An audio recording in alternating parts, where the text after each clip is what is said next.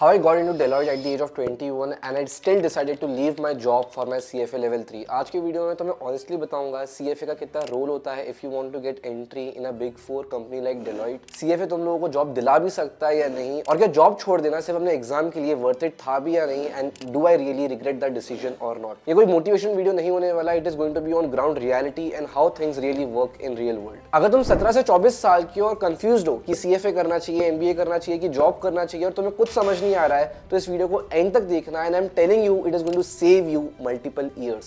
So before I dive into कि मेरे को डेलॉइट में जॉब कैसे लगी, you should also know a little background about me so that you can actually know कि क्या ये डिसीजंस तुम्हें भी लेने चाहिए कि नहीं लेने चाहिए. तो मैं फाइनेंस को सीरियसली लेने लगा एट द एज ऑफ 19. मेरा हमेशा से कॉमर्स बैकग्राउंड था. 11th 12th में मेरी अकाउंटिंग बहुत स्ट्रॉन्ग थी. इनफैक्ट मेरे को 100 और 100 आए थे when I wrote my accounting exam in 12th boards. इसके बाद मैंने अपनी ग्रेजुएशन करी Christ University central campus Bangalore से. वहां पे जो मेरा कोर्स था वो था बीकॉम इंटरनेशनल फाइनेंस. सिटी का एक्सपोजर काफी अच्छा था, कॉलेज का एक्सपोजर काफी अच्छा था. There were students from multiple states, even NRI students from abroad, हर जगह. तो जो मेरे को ओवरऑल एक्सपोजर मिला इस कॉलेज में, that was really good. When I entered college मेरे को नहीं पता था क्या मेरे को CFA करना है या नहीं करना है. I had no idea. But मेरे को एक चीज बहुत क्लियर हो गई थी after my first year of college कि मेरे को अकाउंटिंग तो नहीं करनी है. देखो I was very good student in accounting, as I also mention मेरे बहुत अच्छे मार्क्स आते थे. बट आई फेल्ट पर्सनली कि ये बहुत बोरिंग है, रेपिटेटिव है, and I do not want a job और अ करियर जिसमें मेरे को बस रिपीट करना है same process again and again. So that is when I decided कि मेरे को ऑडिटिंग में नहीं जाना, कोई भी ऐसे टास्क में नहीं जाना जहां पे बहुत ही रेपिटेटिव वर्क होता हो. सो एट द एज ऑफ 18-19 मेरे को ये नहीं पता था कि मेरे को CFA करना है, पर मेरे को ये जरूर पता था कि मुझे क्या नहीं करना है, which is very important whenever you are deciding your career और anything in life for that matter. When you know तुम्हें क्या नहीं करना है, लाइफ में क्लैरिटी काफी ज्यादा बढ़ जाती है automatically. So you need to decide क्या चीजें तुम्हें नहीं करनी है and then you can automatically shortlist कि क्या तुम कर सकते हो लाइफ में. जब मुझे ये श्योर हो गया कि मेरे को अकाउंटिंग में या ऑडिटिंग में अपना करियर नहीं बनाना है, तो मेरे काफी सारे फ्रेंड्स उस टाइम पे CFA कर रहे थे, क्योंकि जो मेरा कोर्स था वो भी CFA के साथ इंटीग्रेटेड था. And it was honestly luck कहीं ना कहीं जो मैं CFA में लैंड हो गया, and it was something that I actually wanted to do as well. अब तुम में से काफी सारे लोग होंगे जिनको CFA एग्जैक्टली क्या है इसके बारे में नहीं पता होगा. So just give me a minute और टू और मैं तुम्हें पूरा ब्रीफली एक्सप्लेन कर दूंगा कि CFA एग्जैक्टली क्या होता है. सो CFA का मतलब है चार्टर्ड फाइनेंशियल एनालिस्ट. ये कोई नॉर्मल डिग्री नहीं होती है जहां तुम बस सिलेबस कंप्लीट करो, रिटर्न एग्जाम दो और पास हो जाओगे. नो, CFA एक ग्लोबल चार्टर लाइसेंस होता है जहां पे तुम सोचना सीखते हो, सिर्फ फॉलो करना नहीं. इसमें काफी ज्यादा क्रिटिकल थिंकिंग इन्वॉल्व होती है. ऐसा नहीं होता कि there are set rules and you just need to follow that. No, so the rule is very dynamic and you continuously need to adapt and learn to the new market condition. You need to be aware कि market में क्या चल रहा है, दुनिया में क्या चल रहा है, इकोनॉमी में क्या चल रहा है, जियोपॉलिटिक्स में क्या चल रहा है, because every single thing can have a impact on a particular stock और a bond performance. So it is a very proactive role. It is not a boring role like a accounting role. So it's definitely not easy but a very exciting role to have. तुम companies को analyse करना सीखते हो, market को समझना सीखते हो, numbers को ब्लाइंडली एक्सेप्ट नहीं करना होता है. You need to question every single thing. You need to question how ये नंबर्स कहां से आ रहे हैं, कहां से फ्लो कर रहे हैं. CFA उन लोगों के लिए काफी अच्छा है जो फाइनेंस को इन डेप्थ सीखना चाहते हैं. Stocks, bond, derivative, portfolio management, risk, ये सब कुछ चीजें जो सिखाई जाती है वो भी एकदम रियल वर्ल्ड के कॉन्टेक्स्ट में. पर एक चीज बहुत क्लियर रखना, अगर तुम्हें सिर्फ एक फिक्स्ड रूटीन चाहिए, फिक्स्ड आवर्स चाहिए और एक पर्टिकुलर प्रोटोकॉल फॉलो करना है, देन CFA तुम्हारे लिए बिल्कुल भी नहीं है. CFA उन लोगों के लिए जो कंटिन्यूअसली लर्न करना चाहते हैं और मार्केट के साथ रिलेवेंट रहना चाहते हैं. And that's why it also pays you the most because these people are the most talented one. Now also let me tell you where people go wrong while they are preparing for CFA exams. Problem CFA का syllabus कभी होता ही नहीं है. Problem हमेशा lack of direction होता है. लोग randomly start कर देते हैं, कब अटेम्प्ट देना है, जॉब के साथ मैनेज होगा या नहीं, टाइम रियलिस्टिकली कैसे मैनेज करना है, ये क्लैरिटी कभी होती नहीं है. और फिर यहीं पे लोग 6 महीने, 1 साल, कभी कभी यहाँ तक कि 2 साल भी वेस्ट कर देते हैं preparing for a single level. और तुम्हारे जैसे स्टूडेंट्स के साथ ये सब ना हो, इसकी रिस्पॉन्सिबिलिटी ली है जेल एजुकेशन ने, जो आज इस वीडियो के स्पॉन्सर भी है. जेल एक ऐसा इंस्टीट्यूट नहीं है जो तुम्हें सिर्फ CFA पढ़ाता है. जेल तुम्हें CFA नेविगेट करना सिखाता है. सबसे पहले प्रॉपर काउंसलिंग, ये डिसाइड करना कि CFA तुम्हारे लिए है भी या नहीं, कौन सा लेवल, कौन सा अटेम्प्ट कब देना है, जॉब के साथ दे रहे हैं तो कितना टाइम लेना है, क्या फुली फोकस करना चाहिए कि जॉब छोड़ देनी चाहिए, और ये सारी जो भी काउंसलिंग चाहिए होती है, Zell education provides you all of this. Secondly what they offer is structured learning. Weekdays को क्लासेस, वीकेंड्स को या सेल्फ पेस तुम्हारे शेड्यूल के हिसाब से तुम्हारे लिए customise. And the best part is इनकी जो फैकल्टीज होती है वो रियल वर्ल्ड एनालिस्ट और CFAs खुद होते हैं who have real world experience, so they can teach you the best with personal experience, and that is what I love about them the most. Because एक चीज जो मैंने ऑब्जर्व की है काफी सारे दूसरे इंस्टीट्यूट के साथ is that they only give you theory knowledge, लेकिन जब बात आती है प्रैक्टिकल नॉलेज की, रियल वर्ल्ड एक्सपीरियंसेस की, एग्जांपल्स की, तो लोग भूल जाते हैं. And this is something that Zell education focuses on, क्योंकि वहां पे रियल इंडस्ट्री लोग, जो लोग एक्चुअली इंडस्ट्री में काम कर चुके हैं, वो सिखाते हैं. Thirdly the material and the practice that they provide you. जेल के notes, mocks, exam style, stimulation calculator, वो चीजें कवर करते हैं जो लोग अलग अलग जगह से खरीदते हैं 20-30 हजार देके, but when you enrol with them they give you all of this free for complimentary. Last but not the least, what they offer is career and placement support, whether it is resume building, LinkedIn optimization, mock interviews, placement drives. They help you with every single thing. In fact, अगर मैं तुम्हें data बताऊं तो 10,000 plus students have already placed across big fours, investment banks और MNCs. अब एक और चीज जो काफी लोग इग्नोर कर देते हैं, that is the exposure that is necessary. Finance सिर्फ बुक्स में नहीं होता है, वो तुम्हारे रियल लाइफ एक्सपीरियंस और एक्सपोजर से भी आता है. इसलिए जेल का जॉर्जिया इमर्शन प्रोग्राम काफी पावरफुल है.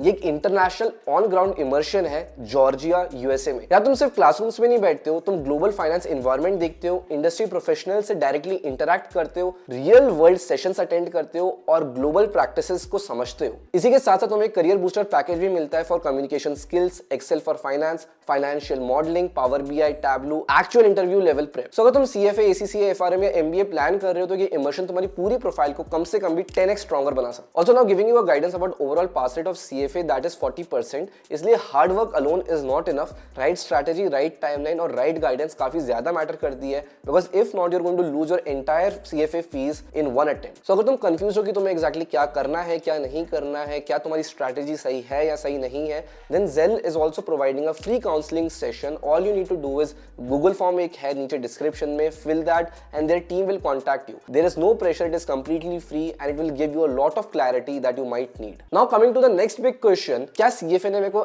एक्चुअली नौकरी दिलाई? अब इसका आंसर सीधा सीधा है yes, but not alone. Honestly मेरा रेज्यूमे बिल्कुल भी स्ट्रॉन्ग नहीं था, फॉर्मेटिंग नहीं हुई थी, उसका जो स्कोर था वो भी बहुत कम था. मैंने बस कैनवा पे जाके अपना रेज्यूमे बना लिया था. स्टिल आई गॉट शॉर्टलिस्टेड, जहां पे लोगों ने बहुत अच्छी फॉर्मेटिंग करी थी, उनका जो रेज्यूमे था वो रिजेक्ट हो गया, but my resume got accepted and I went to the next stage. The only reason that I believe behind that is क्योंकि उसमें सीएफए सर्टिफिकेशन था. और इसका रीजन ये था कि जहां पे बाकी लोगों ने कोई स्मॉल सर्टिफिकेट्स डाल रखे थे या अपने 11th-12th के मार्क्स डाल रखे थे, सिर्फ I had a very hard and a known certification on my resume which was CFA. तो whenever the interview sees something like this, उनके दिमाग में आ जाता है that this student is definitely smart, he is interested in finance and he is actually taking an effort to grow. तो जब भी ऐसा कुछ होता है, they definitely shortlist you and get you to the interview. College placements में CFA interviewer के दिमाग में एक परसेप्शन बन जाता है. They think okay this guy is smart, इसने सीएफए ऑलरेडी क्लियर कर चुका है या ये दे रहा है. लेकिन एक चीज याद रखना, सीएफए तुम्हें इंटरव्यू तक पहुंचा सकता है, लेकिन उसके बाद ये तुम्हारी हेल्प नहीं कर सकता. अगर इंटरव्यू के अंदर तुम एक्सप्लेन नहीं कर पा रहे हो, जो भी कॉन्सेप्ट्स हो तुमसे पूछ रहा है, जो भी थियरीज हो तुमसे पूछ रहा है, जो भी एग्जांपल्स हो तुमसे पूछ रहा है,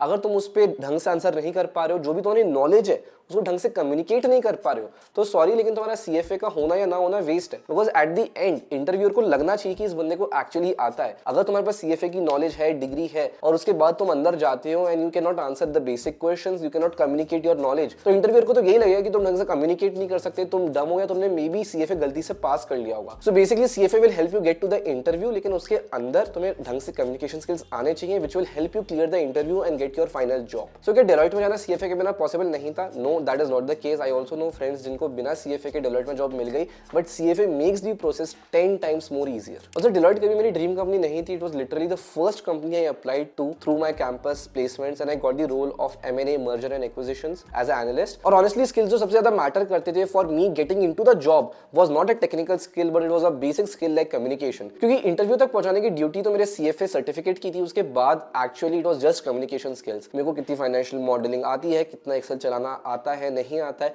इन सब से उनको कोई मतलब नहीं था. Because whenever they are hiring you for the first time, काफी कंपनीज में they are anyways going to train you for a month और 2 months. तो इट इज फाइन अगर तुम्हें वो चीजें नहीं आती हो, अगर तुम्हें टेक्निकल स्किल्स उतने अच्छे नहीं आते हो, because at the end of the day वो एक फ्रेशर को हायर कर रहे हैं. दे नो दैट इस पर्सन को अभी तक ज्यादा नहीं आता होगा इंडस्ट्री में, so they will be training you anyways. What they want is that तुम्हें बेसिक्स आता हो, जो तुमने कॉलेज में पढ़ा है वो बेसिक्स आता हो, 11th-12th का बेसिक्स आता हो, और तुम्हें बेसिक कम्युनिकेशन स्किल्स हो, क्योंकि तुम बात कर पाओ, अच्छे से सीख पाओ. If you have this, they will be happy to hire you. Now let's talk about reality of working in Deloitte. I honestly loved my entire experience while I was in Deloitte. मेरे को कुछ भी ऐसे दिक्कत नहीं face करना पड़ा, but the only thing is वहां पे जो वर्क आवर्स होते हैं वो काफी अनप्रेडिक्टेबल होते हैं. देयर माइट बी वीक और अ 2 जहां पे तुम्हें कुछ काम नहीं मिल रहा होगा, you are completely free, and then there are some days जहां पे तुम्हें दिन में लिटरली 10 से 12 घंटे हफ्तों तक काम करना पड़ेगा. You will also need to give your weekends, and this is something जो मेरे से नहीं हो पा रहा था. Reason behind that is that क्योंकि मैं अपना, because I am a person जो सिर्फ अपनी जॉब नहीं करता हूं, I also create content, I am also influencer, I am also a fitness athlete and I represent brands. उसी के साथ साथ मेरे को अपनी सीएफए लेवल 3 की भी प्रिपरेशन करनी है. So I had a lot of things, and जब डेलॉइट में मेरे को काम करना था, and when there used to be days जब मेरे को 10-12 घंटे काम करना है,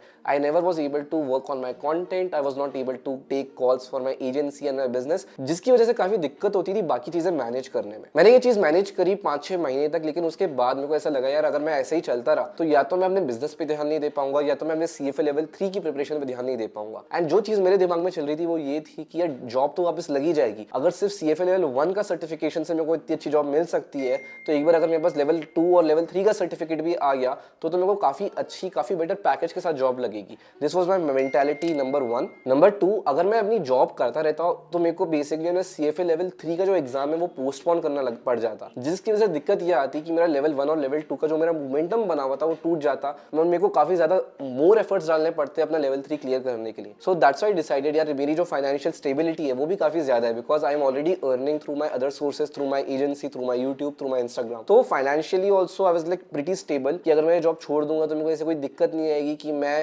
होमलेस हो जाऊंगा या मेरे को पैसे कमाने के लिए दूसरी जॉब करनी पड़ेगी। That is why I was able to take this call to leave my job. The only regret that I have is that कि इंडस्ट्री में डेलॉयट में काफी सारे लोग मिले थे जो काफी स्मार्ट थे, काफी एजुकेटेड थे, काफी एक्सपीरियंस थे, जिनसे मैं काफी सारी चीजें सीख सकता था, but I can not learn that now because I have left the organization. But that was the only regret. अगर मेरे को आज वापस डिसीजन लेना पड़े would I leave my job for CFA level 3 exam और not, I will still take that as a yes and definitely leave my job. So that was my entire experience working at Deloitte. Also when you enter the company as a fresher तो मैं काफी ज्यादा ऐसा overwhelming feel होगा, you will feel like you don't know anything, you don't belong here, and that is completely normal. The people there, everyone is very friendly, they teach you every single thing from the very basics, so there is nothing to worry about. Overall the experience was great. बस एक advice दूंगा, तुम मेरे को देख के अपने decisions मत लेना। I have told you my entire story so that you know कि मेरा क्या बैकग्राउंड था और मैंने जो डिसीजंस लिए वो क्यों लिए। अगर तुम्हारा फाइनेंशियल स्टेबिलिटी अच्छा नहीं है, तुम्हें जॉब की जरूरत है, तुम्हें पैसों की जरूरत है, then you should not leave your job just so that you can continue your education. लेकिन अगर तुम्हें लगता है कि तुम्हारे मम्मी पापा तुम्हें फंड कर सकते हैं और maybe you have enough savings